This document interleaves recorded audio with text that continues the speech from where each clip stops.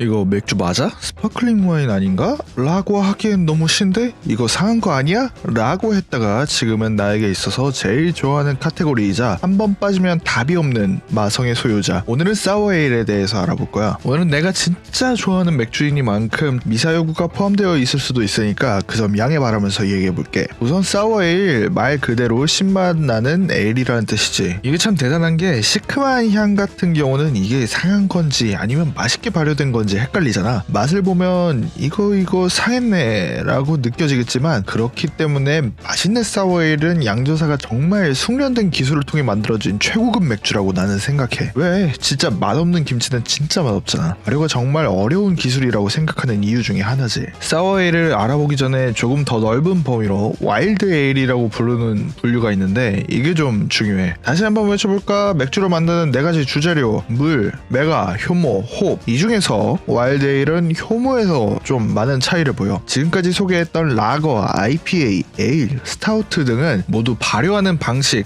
메가, 홉에서 차이를 두었던 반면에 와일드 에일은 효모를 와일드한 야생의 효모 브레타노마이시스, 속칭 브렛이라고 하는 효모나 젖산균 등으로 시큼한 맛을 내는 게 가장 큰 특징이야. 모든 와일드 에일이 다 신맛을 내는 것은 아니지만 대부분 신맛을 내기 때문에 사워에일이라고도 하는 거야. 사워에일은 시건과 인내 그리고 고의적인 미생물 감염으로 보통 만들어지는데 특히 미생물 감염의 과정은 일반적인 양조 과정에서 위배되는 행동이라고 해. 대체로 양조사들이 양조를 할 때 사용하는 장비들은 외과 수술실만큼 무균 상태를 유지하는데 맥주의 풍미, 특성을 위해서 효모가 정해진 대로 발효를 하도록 하지. 그런데 여기서 엉뚱한 미생물 감염으로 인해 양조 작업을 망칠 수도 있는데 이걸 우리는 상했다고 하는 거고, 반대로 균형 잡힌 제대로 양조된 맥주의 경우 이상하게 맛있는 맥주가 되는 거지. 보통 맥주는 2-3주 만에 병입이 가능하지만 사워에일은 기본 1년부터 걸리니 정말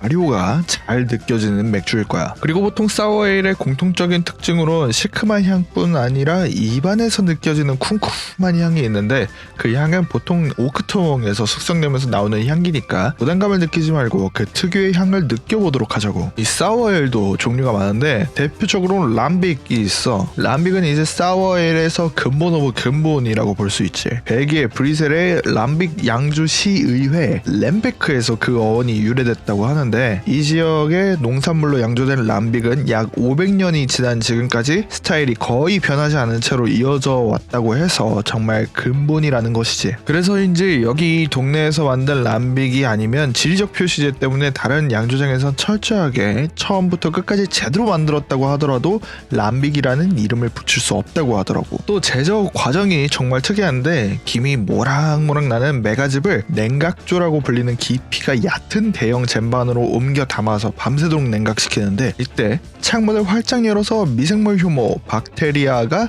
바람을 타고 메가즙으로 들어오게 그냥 두는 거야. 이렇게 냉각시킨 효모가 들어간 메가즙은 나무통 안으로 옮기게 되고 나무통 안에는 시큼한 맛을 내는 박테리아와 설탕 등을 넣어서 발효를 하게 되고 그렇게 신맛이 나면서 나무통 안에서 쿰쿰한 향이 그대로 배어있는 맥주가 되는 거지. 또 괴즈가 있어. 괴즈 같은 경우는 그냥 람빅의 파생으로 원액에 가까운 숙성되지 않은 람빅과 숙성된 람빅을 배합해서 만드는 게 괴즈고, 특징으로는 발효를 끝내고 병입을 해서 탄산이 거의 없는 람빅과는 다르게 괴즈는 배합을 한 후에 바로 병입을 해서 후발효를 하기 때문에 람빅에 비해 탄산감도 있고 그래서 샴페인과 비슷한 느낌을 주는 게 괴즈의 특징이라고 볼 수 있어. 이외에도 람빅의 라벨을 보면 여러가지 시큼한 맛을 표현하는 단어들이 있는데 카시스는 블랙커런트라고 블루베리와 비슷한 과일로 발효시킨 람빅, 타로는 설탕으로 단맛을 내고 살균 처리를 해서 맥주의 지속적인 발효를 방지한 람빅, 프랑부아즈는 라즈베리로 발효시킨 람빅, 크릭은 시큼한 체리로 발효시킨 람빅, 페슈는 복숭아로 발효시킨 람빅, 홈은 사과로 발효시킨 람빅 등등 람빅에도 굉장히 다양한 맛이 있어. 정리를 하자면 람빅과 게즈는 라거, 에일처럼 상면 발효와 하면 발효로 이루어지는 맥주가 아닌 자연 발효를 사용하는 맥주고 야생의 것 그 자체인 맥주다라고 볼 수 있지. 자, 여기까지는 벨기에였어. 그럼 이제 독일로 넘어가 보자. 독일의 사워에일 중에 가장 유명한 건 아무래도 고제라고 할 수 있을 거야. 고제는 독일 라이프치히에서 발전된 스타일로 독일에는 맥주 순수령이란 게 있었어. 이건 1487년 11월 30일 바이에른 지역의 공작 아브레트 4세가 제정했는데 맥주를 만든 만들 때는 물, 메가, 호흡 이 세 가지 재료만을 사용해야 한다는 법을 지정해버린 거야. 여기에 한술 더 떠서 1516년 4월 23일 바이에른의 공작 빌헬름 4세가 바이에른 공국의 도시 잉골슈타트의 이 순수령을 따라야 한다고 공표까지 하면서 맥주는 이것이다 하고 아예 못을 박아버린 거지. 이 맥주 순수령은 1993년에 폐지되었다고 하더라고. 얼마나 지루했을까. 근데 정말 신기한 게 이 고제는 맥주 순수령의 영향을 받지 않아서 물, 메가, 호흡 외에도 고수 씨앗과 소금이 들어간 게 특징이야. 에? 그럼 짠 거 아닌가? 할 테지만 이 소금 덕분에 맥주에 단맛이 생기고 훨씬 마시기 편해지는 그런 느낌이 있어. 단맛이 생기니까 산미도 많이 연해지는 편이고. 하지만 미국에서 만들어지는 고제는 조금 조심해야 돼. 고제는 쉬어야 하고 소금이 들어갔으니까 짜야지 하는 느낌으로 재해석되었거든. 그리고 고수 씨앗이라 그래서 난 고수 싫어 하는 사람들도 있을 텐데, 만약에 내가 호가든을 좋아한다 그럼 무리 없이 마실 수 있을 거야. 호가든에도 고수 씨앗이 들어가니까. 자, 다시 벨기에 쪽으로 넘어와서 플랜더스 레드 에일이라는 것도 있어. 람빅은 브리셀 주변에서 발전했다면 이건 벨기에의 위쪽 플랑도르 지방에서 발전했는데, 특징은 커다란 오크통에서 숙성시킨 후에 블렌딩을 하게 되는데, 메가와 효모에서 비롯된 붉은색 과일의 풍미가 레드 와인 같이 이쁘게 나오는 게 특징이야. 하지만 와인처럼 달고 쓰고 하는 느낌보다는 냉면에 식초 3바퀴 돌린 것만이 그냥 칼칼한 식초 같은 산미가 특징이지. 아마 가장 취향 타지 않을까 싶어. 이것도 람빅과 마찬가지로 지리적 표시제가 걸려 있어서 다른 곳에서 만들었는데 붉은색이 돌고 맛이 홍초에다가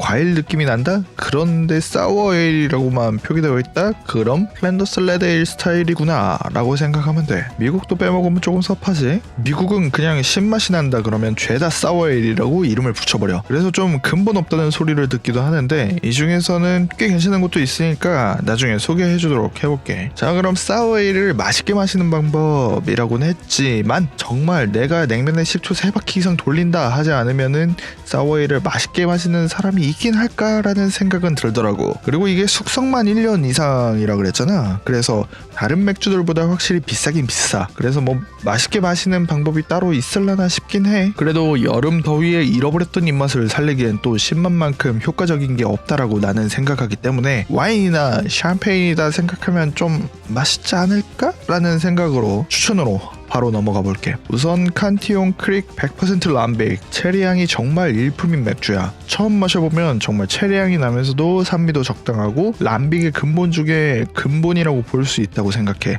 정말 맛있지. 다만 내가 많은 펍이랑 보틀샵을 가봤는데 칸티용에서 나온 맥주는 이거랑 괴즈 100% 람빅 이거 2개밖에 마셔보지 못했어. 다음은 드리폰타이넌 오드 구즈 가스통. 일명 3분수라고 불리는 양조장에서 나온 괴즈 스타일의 람빅이지. 이건 그나마 진짜 구하기 쉽다라고 생각해. 너무 시지도 않고 정말 맛있는 밸런스 잡힌 맥주라고 생각해. 필수로 마셔보기에 딱 좋은 맥주라서 추천할게. 플랜더스 에일 중에서는 페르어 디셰스 초콜릿 체리 추천하고, 하지만 지금 알려준 이 위에 3가지는 구하기도 어렵고 비싸기도 너무 비싸. 이렇게 비싼 거 냈는데 내 입맛에 안 맞을 수도 있잖아. 그래서 입문용으로 국내 브루어리 2종과 해외 1종 소개해줄게. 비교적 찾기도 쉽고 가격도 괜찮은 가성비 사워에일은 바로 에일리언 브루잉의 에일리언 고제, 와일드 웨이브 브루잉의 설레임, 그리고 몽스카페 사워에일. 이렇게 3종은 내가 생각하기에 입문용으로 제일 적당한 맥주라고 생각해. 에일리언 고제 같은 경우 히말라야 핑크 솔트랑 고수 씨앗을 사용해서 맛을 냈다고 하는데 사실 그것까진 잘 모르겠고, 신맛이 많이 나지 않아서 내가 신맛은 못 찾는데 고제에 도전해보고 싶다 싶으면 이거 강력 추천할게. 낮은 도수, 적은 산미로 정말 입문에 최적화된 고제라고 생각해. 이게 또 작년 유러피안 비어스타 대회에서 사워, 후르츠 사워 맥주 부분에서 동메달을 받았다고 하더라고. 2495개 맥주 중에 3등한 맥주가 한국 맥주라니 국뽕 차오르면서도